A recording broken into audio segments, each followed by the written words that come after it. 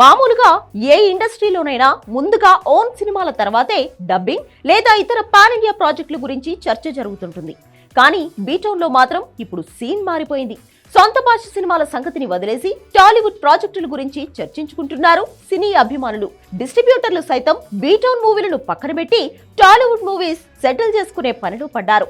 ఫలితంగా పోటీ ఏర్పడమే కాదు, మన సినిమాలకు ఊహించని విధంగా డిమాండ్ నెలకొంది. ప్రస్తుతం షూటింగ్ దశలో ఉన్న మూవీలన్నీ కూడా భారీ రేట్లకు అమ్ముడుపోవడం హాట్ టాపిక్ గా మారింది. బీటౌన్ లో కొన్నాళ్లుగా సౌత్ హవానే నడుస్తోంది.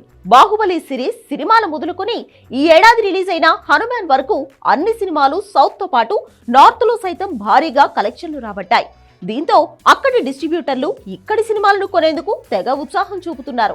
ప్రస్తుతం షూటింగ్ దశలో ఉన్న భారీ పాన్ ఇండియన్ మూవీస్ అయిన కల్కి 2898 AD, Pushpa 2, game changer, Devara part 1 movies యొక్క నార్త్ డిస్ట్రిబ్యూషన్ హక్కులను అక్కడి ప్రముఖ డిస్ట్రిబ్యూటర్ అనిల్ తడాని భారీ ధరకు దక్కించుకున్నారు.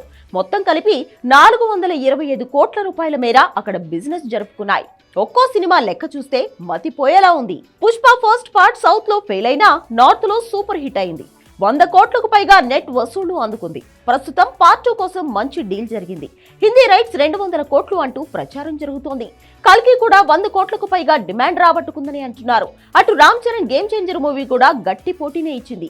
RRR క్రేజ్ కు తోడు శంకర్ కాంబో రావడం ఈ సినిమాకు కలిసి రావడంతో గేమ్ చేంజర్ 75 కోట్లకు అమ్ముడుపోయినట్లుగా తెలుస్తోంది.